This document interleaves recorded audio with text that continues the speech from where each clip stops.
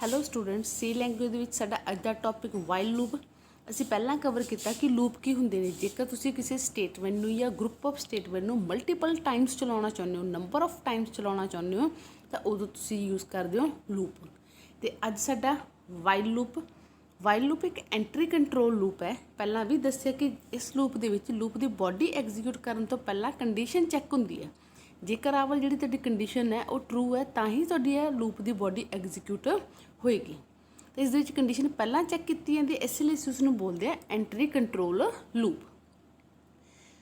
While loop is used in situations where we do not know the exact number of iterations of loop beforehand। While loop ਨੂੰ ਉੱਥੇ use ਕਰ ਦਿਓ ਜਿੱਥੇ ਤੁਹਾਨੂੰ ਕਿੰਨੇ ਵਾਰ ਅਸੀਂ ਲੂਪ ਚਲਾਉਣਾ ਇਹ ਪਹਿਲਾਂ ਤੋਂ ਨਹੀਂ ਪਤਾ, ਐਗਜ਼ੈਕਟ ਨਹੀਂ ਪਤਾ। The loop execution is terminated on the basis of test condition। Loop ਆਪਣੀ ਐਗਜ਼ੀਕਿਊਸ਼ਨ ਉਦੋਂ ਬੰਦ ਕਰਦਾ ਜਦੋਂ ਕੰਡੀਸ਼ਨ ਫਾਲਸ ਹੋ ਜਾਂਦੀ ਹੈ। ਮਤਲਬ ਲੂਪ ਦੀ ਐਗਜ਼ੀਕਿਊਸ਼ਨ ਡਿਪੈਂਡ ਕਰੂਗੀ ਤੁਹਾਡੀ ਕੰਡੀਸ਼ਨ 'ਤੇ। ਜੇਕਰ ਤੁਹਾਡੀ ਗਿਵਨ ਕੰਡੀਸ਼ਨ ਟਰੂ ਹੈ ਜਾਂ ਜਿੰਨਾ ਟਾਈਮ ਇਹ ਕੰਡੀਸ਼ਨ ਟਰੂ ਹੈ ਉਨਾ ਟਾਈਮ ਲੂਪ ਦੀ ਬੋਡੀ ਐਗਜ਼ੀਕਿਊਟ ਹੁੰਦੀ ਰਹੇਗੀ। ਜਿੱਥੇ ਜਾ ਕੇ ਕੰਡੀਸ਼ਨ ਫਾਲਸ ਦੈਨ ਲੂਪ ਦੀ ਬੋਡੀ ਐਗਜ਼ੀਕਿਊਟ ਹੋਣਾ ਬੰਦ ਕਰ ਦੂਗੀ।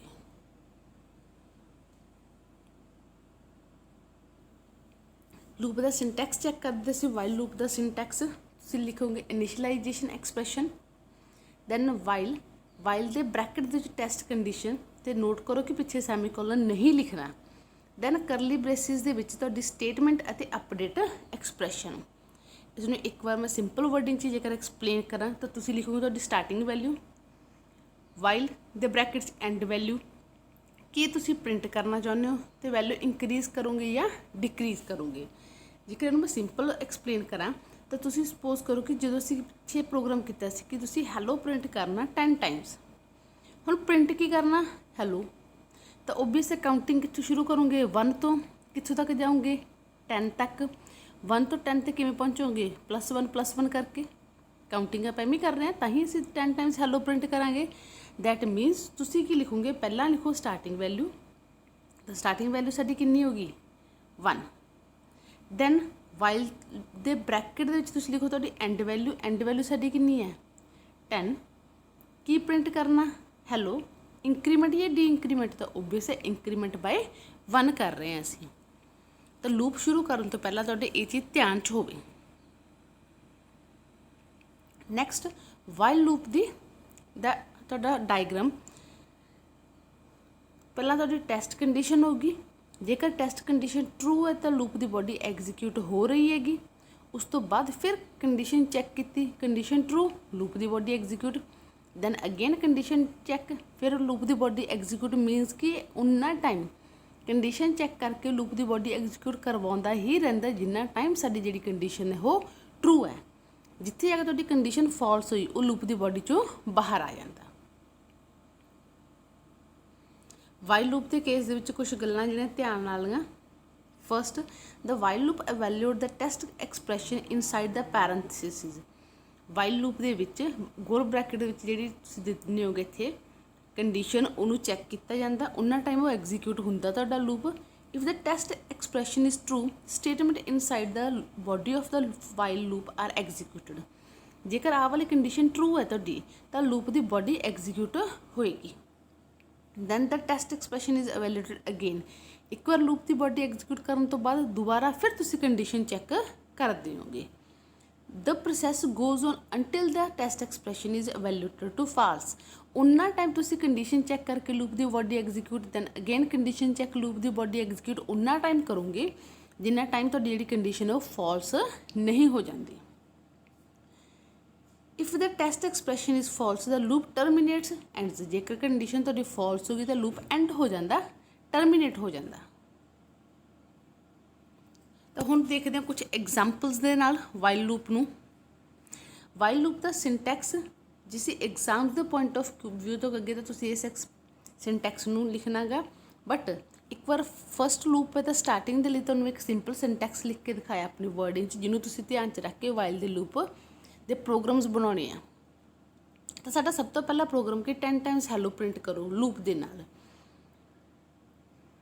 ਤਾਂ 10 ਟਾਈਮਸ ਹੈਲੋ ਪ੍ਰਿੰਟ ਕਰਨ ਦੇ ਲਈ ਆਹ ਵਾਲੇ ਲੂਪ ਨੂੰ ਧਿਆਨ 'ਚ ਰੱਖ ਕੇ ਕਿ ਸਟਾਰਟਿੰਗ ਸਾਡੀ 1 ਤੋਂ ਹੋਊਗੀ, ਐਂਡ ਸਾਡਾ 10 'ਤੇ ਹੋਊਗਾ। ਪ੍ਰਿੰਟ ਕੀ ਕਰਾਂਗੇ ਹੈਲੋ इंक्रीमेंट या डी इंक्रीमेंट तो ओबवियस है इंक्रीमेंट बाय 1 एक ना वैल्यू ਵਧਾਵਾਂਗੇ ਤਾਂ ਅਸੀਂ ਕੀ ਕੀਤਾ ਹੈਡਰ ਫਾਈਲਸ ਤੋਂ ਬਾਅਦ ਮੇਨ ਤੋਂ ਬਾਅਦ ਸਾਡੀ ਸਟਾਰਟਿੰਗ ਵੈਲਿਊ ਹੋਣੀ ਚਾਹੀਦੀ ਹੈ ਤਾਂ ਤੁਹਾਡੀ starting value int i equals to 1 ਅਸੀਂ ਇੱਕ ਤੋਂ ਸ਼ੁਰੂ ਕਰਾਂਗੇ ਵਾਈਲ ਦੇ ਬ੍ਰੈਕਟ ਦੇ ਵਿੱਚ ਐਂਡ ਵੈਲਿਊ ਮੀਨਸ ਅਸੀਂ ਲਿਖਿਆ while i less than equals to 10 ਉਨਾ ਟਾਈਮ ਕੰਮ ਕਰੇ ਜਿੰਨਾ ਟਾਈਮ ਸਾਡੇ i ਦੀ ਵੈਲਿਊ ਜਿਹੜੀ ਹੈ ਉਹ 10 ਤੋਂ ਘੱਟ ਆ ਜਾਂ 10 ਦੇ ਬਰਾਬਰ ਨਹੀਂ ਹੁੰਦੀ ਅਸੀਂ 1 ਤੋਂ ਸ਼ੁਰੂ ਕਰ ਰਹੇ ਹਾਂ ਕਾਊਂਟਿੰਗ ਤੇ ਕਹਿ ਰਹੇ ਉਨਾ ਟਾਈਮ ਚੱਲੇ ਜਿੰਨਾ ਟਾਈਮ 10 ਤੋਂ ਛੋਟੀ ਹੈ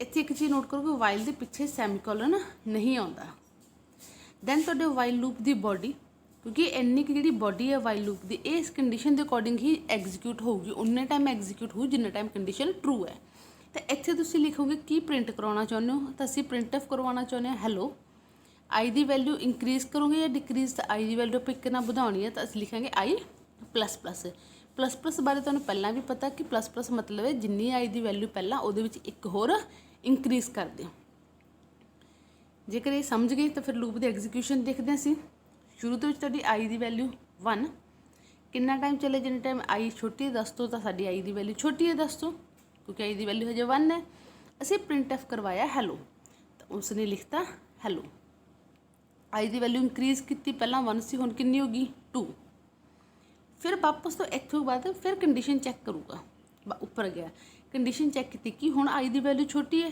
2 ਤਾਂ ਹਜੇ ਵੀ ਛੋਟਾ 10 ਤੋਂ ਫਿਰ ਉਹਨੇ ਹੈਲੋ ਪ੍ਰਿੰਟ ਕਰਵਾਇਆ i ਦੀ ਵੈਲਿਊ ਇੰਕਰੀਜ਼ ਕੀਤੀ 2 ਤੋਂ ਬਾਅਦ ਹੁਣ ਕਿੰਨੀ ਹੋ ਗਈ 3 ਹੋ ਗਈ i ਦੀ ਵੈਲਿਊ ਫਿਰ ਕੰਡੀਸ਼ਨ ਚੈੱਕ ਕੀਤੀ ਟਰੂ ਹੈ ਫਿਰ ਨੀਚੇ ਆ ਕੇ ਹੈਲੋ ਪ੍ਰਿੰਟ ਕਰਾਇਆ ਥਰਡ ਟਾਈਮ ਹੈਲੋ ਪ੍ਰਿੰਟ ਹੋ ਗਿਆ i ਦੀ ਵੈਲਿਊ ਇੰਕਰੀਜ਼ ਕੀਤੀ i ਦੀ ਵੈਲਿਊ 3 ਸੀ ਤਾਂ ਹੁਣ ਆਪਣੀ i ਦੀ ਵੈਲਿਊ ਹੋ ਗਈ 4 ਫਿਰ ਅਸੀਂ ਉਹਨੂੰ ਕਿਹਾ ਹੈਲੋ ਪ੍ਰਿੰਟ ਕਰ ਦਿਓ ਉਸਨੇ ਹੈਲੋ ਪ੍ਰਿੰਟ ਕੀਤਾ i ਪਲੱਸ ਪਲੱਸ ਕੀਤੀ i ਪਲੱਸ ਪਲੱਸ ਮਤਲਬ i ਦੀ ਵੈਲਿਊ ਹੋ ਗਈ 5 ਫਿਰ ਉੱਪਰ ਜਾ ਕੇ ਕੰਡੀਸ਼ਨ ਚੈੱਕ i ਦੀ ਵੈਲਿਊ ਛੋਟੀ ਹੈ 10 ਤੋਂ ਛੋਟੀ ਹੈ ਫਿਰ ਹੈਲੋ ਪ੍ਰਿੰਟ ਕਰਵਾਇਆ ਫਿਰ i ਦੀ ਵੈਲਿਊ ਇੰਕਰੀਜ਼ ਕੀਤੀ 6 ਯਾਨੀ ਕਿ ਇੱਦਾਂ ਉਹਨਾਂ ਟਾਈਮ ਕੰਮ ਕਰੀ ਚਲੋ ਜਿੰਨਾ ਟਾਈਮ ਤੁਹਾਡੀ ਆਹ ਵਾਲੀ ਜਿਹੜੀ ਕੰਡੀਸ਼ਨ ਹੈ ਉਹ ਟਰੂ ਹੈ ਉਹਨਾਂ ਟਾਈਮ ਉਹ ਹੈਲੋ ਪ੍ਰਿੰਟ ਕਰੂ i ਦੀ ਵੈਲਿਊ ਇੰਕਰੀਜ਼ ਕਰੂ ਫਿਰ ਉੱਪਰ condition check hello print i ਦੀ ਵੈਲਿਊ ਇੰਕਰੀਜ਼ ਜਿੱਥੇ ਜਾ ਕੇ ਜਿਹੜੇ ਤੁਹਾਡੇ 10 ਟਾਈਮਸ ਹੈਲੋ ਪ੍ਰਿੰਟ ਕਰਨ ਤੋਂ ਬਾਅਦ ਜਿੱਥੇ ਜਾ ਕੇ ਤੁਹਾਡੀ i ਦੀ ਵੈਲਿਊ 11 ਹੋ ਗਈ ਸਪੋਜ਼ 10 ਟਾਈਮਸ ਹੈਲੋ ਪ੍ਰਿੰਟ ਅਸੀਂ ਕੀਤਾ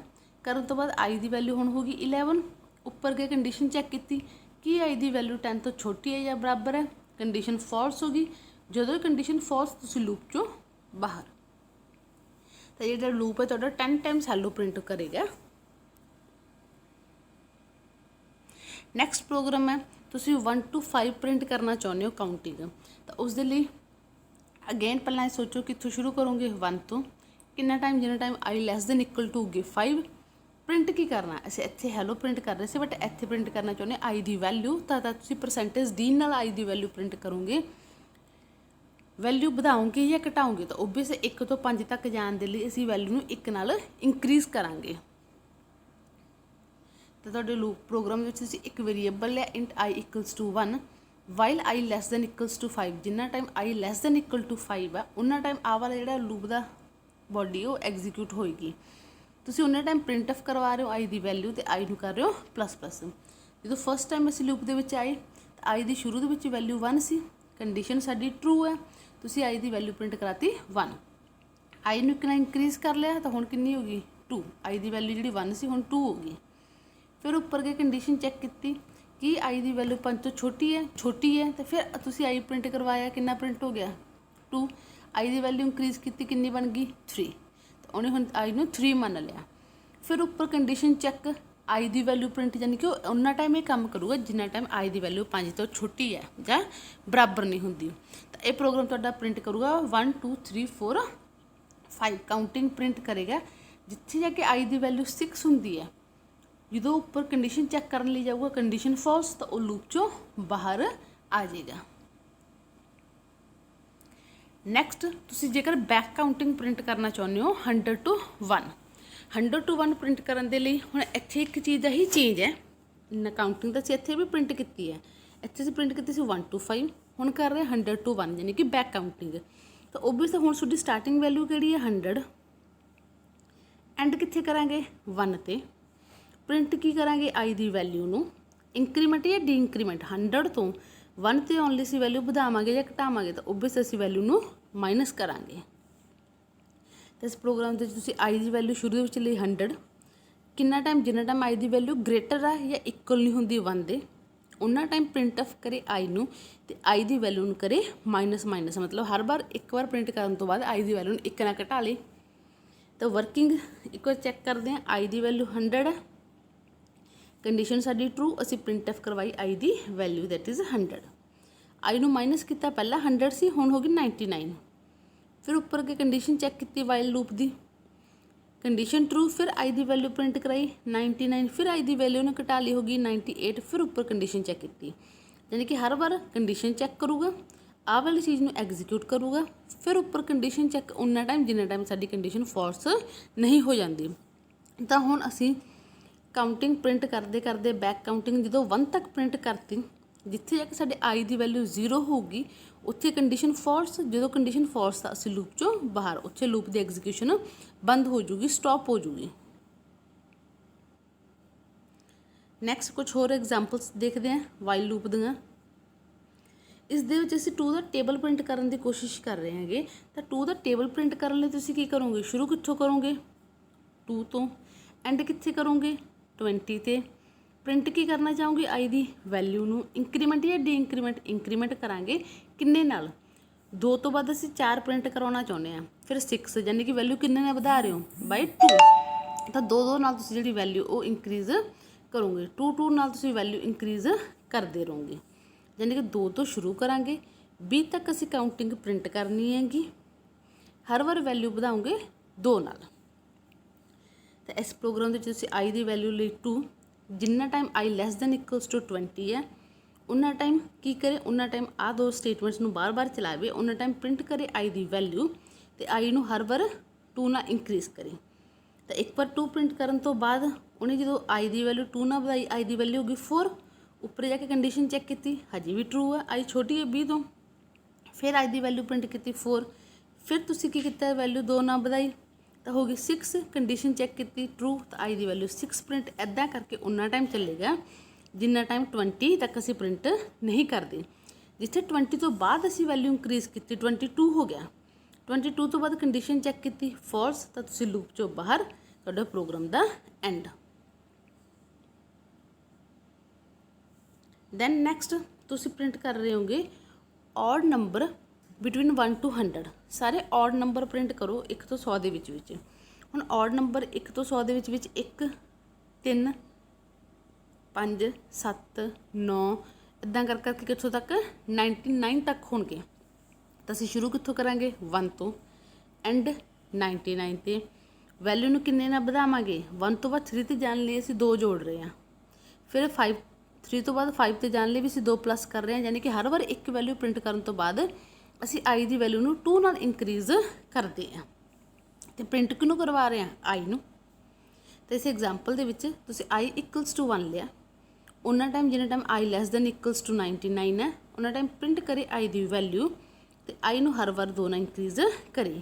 ਤਾਂ 1 ਤੋਂ ਪ੍ਰਿੰਟ ਕਰਨਾ ਸ਼ੁਰੂ ਕਰਕੇ ਹਰ ਵਾਰ i ਦੀ ਵੈਲਿਊ ਪ੍ਰਿੰਟ ਕਰੂ, 2 ਨਾਲ ਵਧਾ ਲੂਗਾ, ਫਿਰ ਉੱਪਰ ਕੰਡੀਸ਼ਨ ਚੈੱਕ ਕੀਤੀ ਟਰੂ ਹੈ, ਫਿਰ i ਦੀ ਵੈਲਿਊ ਪ੍ਰਿੰਟ ਕਰਕੇ 5, 3 ਇੱਦਾਂ ਪ੍ਰਿੰਟ ਕਰਕੇ 2 ਨਾਲ ਵੈਲਿਊ ਇੰਕਰੀਜ਼ ਕਰੂ, 99 ਤੱਕ ਜਿਹੜਾ ਹੈ ਪ੍ਰਿੰਟ ਕਰੂ, ਜਿੱਥੇ ਜਾ ਕੇ 101 ਵੈਲਿਊ ਹੋਈ ਉਹ ਲੂਪ 'ਚੋਂ ਬਾਹਰ। ਦੈਨ ਨੈਕਸਟ ਪ੍ਰੋਗਰਾਮ ਤੁਸੀਂ ਕਰ ਰਹੇ ਹੋ ਈਵਨ ਨੰਬਰ ਪ੍ਰਿੰਟ ਕਰਨੇ ਨੇ ਬਿਟਵੀਨ 1 to 100। ਹੁਣ ਈਵਨ ਨੰਬਰ ਕਿਹੜੇ ਨੇ 1 ਤੋਂ 100 ਦੇ ਵਿੱਚ 2, 4, 6, 8 ਇੱਦਾਂ ਕਰਕੇ ਅਪ ਟੂ 100। ਤਾਂ ਸ਼ੁਰੂ ਕਿੱਥੋਂ ਕਰਾਂਗੇ 2 ਤੋਂ, ਐਂਡ ਕਿੱਥੇ ਕਰ ਰਹੇ ਹਾਂ 100 ਤੇ। 2 ਤੋਂ 4 ਤੋਂ ਫਿਰ 6 ਕਿਵੇਂ ਆਵਾਂਗੇ, 2 ਨਾਲ ਵਧਾ ਕੇ ਵੈਲਿਊ ਨੂੰ 2 ਨਾਲ ਇੰਕਰੀਜ਼ ਕਰਾਂਗੇ ਅਸੀਂ। ਤਾਂ ਇਸ ਲਈ ਤੁਸੀਂ ਪ੍ਰੋਗਰਾਮ ਬਣਾਇਆ i equals to 2, starting value 2 ਲਈ, ਉਹਨਾਂ ਟਾਈਮ ਜਿੰਨਾ ਟਾਈਮ i ਛੋਟੀ ਆ 100 ਤੋਂ ਉਹਨਾਂ ਟਾਈਮ i ਨੂੰ ਕਰੇ ਪ੍ਰਿੰਟ ਅਤੇ i ਦੀ ਵੈਲਿਊ ਨੂੰ 2 ਨਾਲ ਕਰੇ ਇੰਕਰੀਜ਼, ਫਿਰ ਕੰਡੀਸ਼ਨ ਚੈੱਕ, ਫਿਰ i ਦੀ ਵੈਲਿਊ ਪ੍ਰਿੰਟ, ਫਿਰ i ਦੀ ਵੈਲਿਊ 2 ਨਾਲ ਇੰਕਰੀਜ਼ ਕੀਤੀ। ਇੱਦਾਂ ਕਰਕੇ 2 to 100 ਤੁਸੀਂ ਜਿਹੜੀ ਕਾਊਂਟਿੰਗ ਹੈ 2 to 100 ਸੌਰੀ ਈਵਨ ਨੰਬਰਸ ਦੀ ਉਹ ਪ੍ਰਿੰਟ ਕਰਵਾ ਰਹੇ ਹੋ। ਇਸੇ ਤੁਹਾਡਾ ਵਾਈਲ ਲੂਪ। Thank you.